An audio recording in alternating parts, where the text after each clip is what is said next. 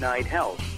This is the radio show that cares about the most important part of your life, your health. During the next 2 hours, the insane Daryl Wayne and I'm Mark Allen, we're going to be doing a special program featuring Karen Howard, the CEO and Executive Director of the Organics and Natural Health Association. We've had Karen on the show numerous times over the last few years, but we're actually sitting here at the offices of Karen and the Organics and Natural Association. We're going to have some fun today, finding out about a recent conference and finding out what the purpose of ONN really is all about.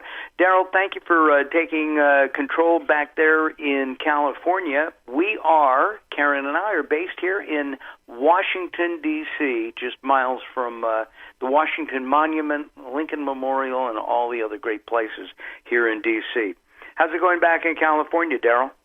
It's actually another sunny day, but I think it's going to be interrupted here in the next 24 hours. Oh, my.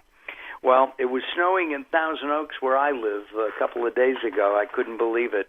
And it was in the 40s here and not snowing. Karen, thank you for opening your home and your office. It's really, the nickname is Chez Karen. She made a fabulously healthy lunch, and I thank you for that to start. It is a pleasure to have you here. Thank you. Tell us, we've talked about this before, what is the Organics and Natural Health Association all about? It's really all about changing the relationship between consumers and corporations at its heart. So we represent the entire supply chain, primarily for dietary supplements, and that includes everything from raw ingredients to manufacturers and brands, but even more importantly, it also includes consumer organizations and retailers. So every decision we make on any project that we begin, the answer is, will this be to the benefit of consumers and how? That really gets us through any trouble spots that we might have. We're not here to protect any particular law like DSHEA. We're really here to make changes that have a lasting impact and change the healthcare paradigm. But the key here is not to protect manufacturers, but it's to protect both manufacturers and consumers? Yeah, absolutely. I mean, we often tell people that we know that by doing the right thing that corporations will make money. And the right thing is what consumers are telling us that they want. So they want transparency, traceability, and accountability in the supply chain, and they're demanding it.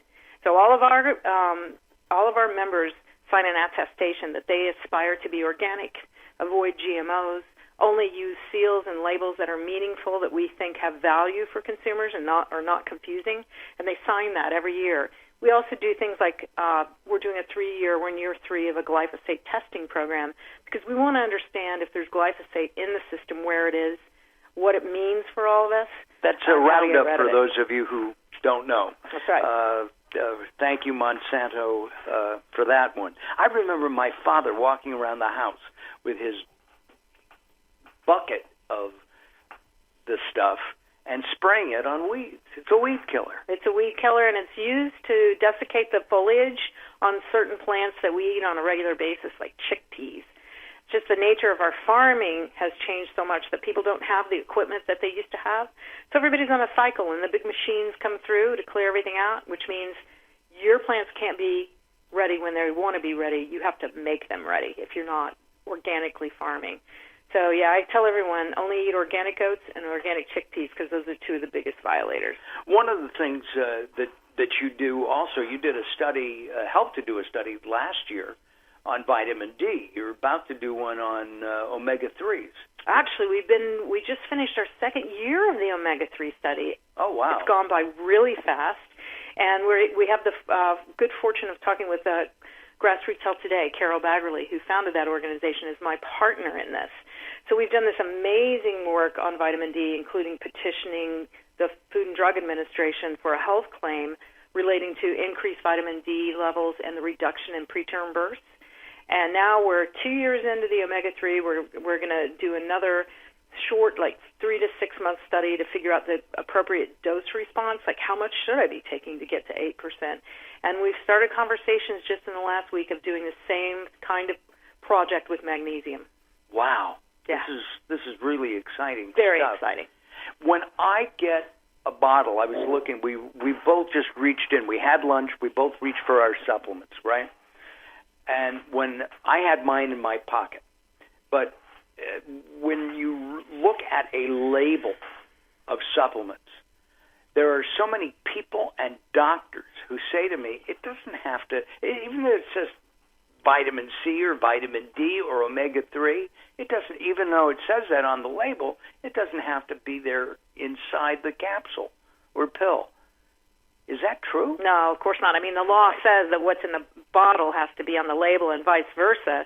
The question is are people doing it? And there are standards for manufacturing practices that everyone adheres to. It's not to say there aren't problem children in the industry. There are. But by and large, people are trying to do the best that they can, and it's a misnomer that we're an unregulated industry. We're actually the second most regulated of foods because we are regulated as a food. I'm here at your home, and you take a lot of supplements. You make your own kombucha. You cook yourself. You drink filtered water. You're walking the walk and talking the talk? Yes. Have you always? No. I can successfully say I haven't had any fast food since 2002.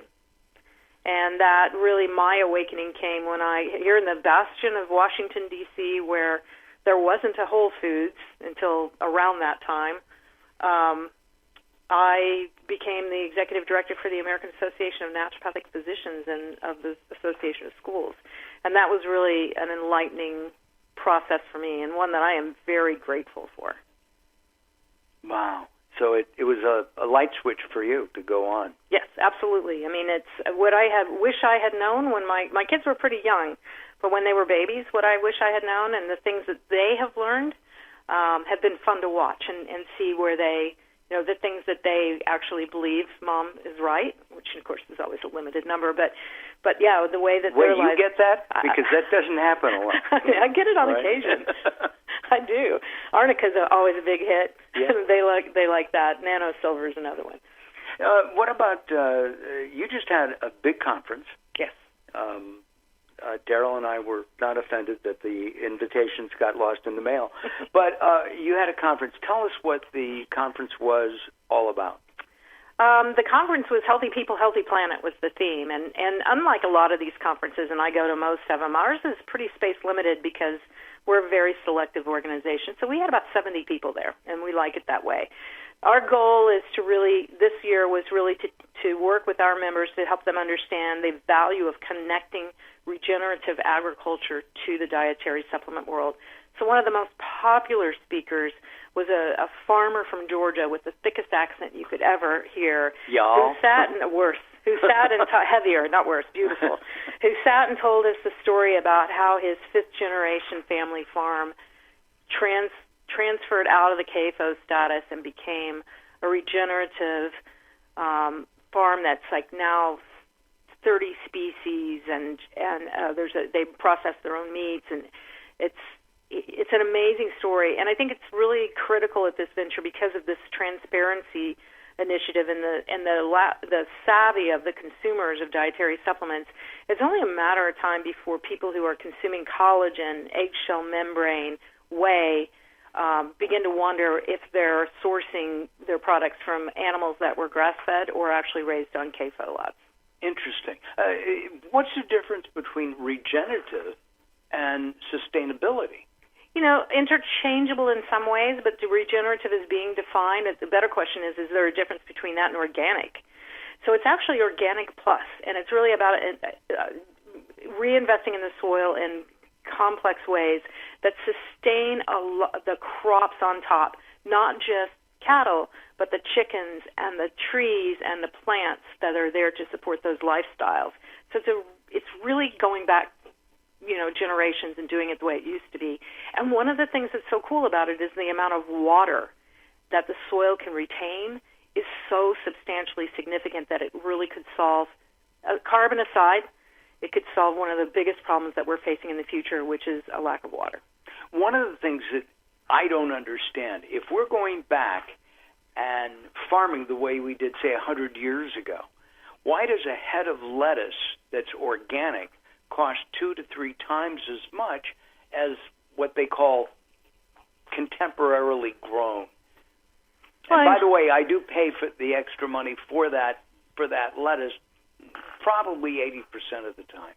You know, I think there's a fallacy out there that says yield can't be as high if it's organic because we don't use pesticides. That's not true.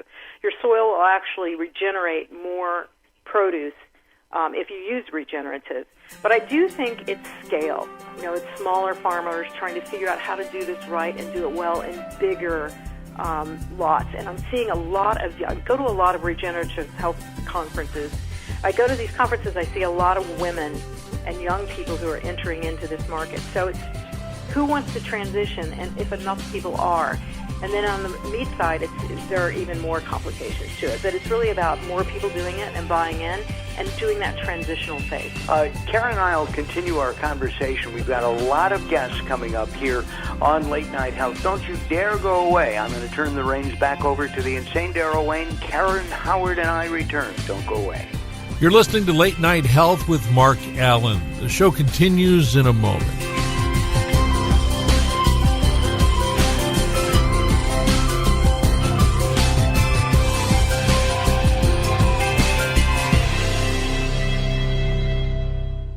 Welcome to Guide to the Soul. This is Robert Clancy. Although it's easy to draw a line in the sand, it's always worth the extra effort to draw from your heart. Hatred and anger are so easy to fall upon, especially when you become frustrated with someone. Love and forgiveness may take some work, but just look at the benefits. In the heat of the moment, you can easily say something regrettable, but you can also take a deep breath and think, is this worth the anguish? You can stand up and shout and protest against something you disagree with, but quite often, it's the quiet heart that speaks louder than any anger ever could. Tempered steel is strongest when it's been cooled. When you let anger pass you by, you will always return to a place of love.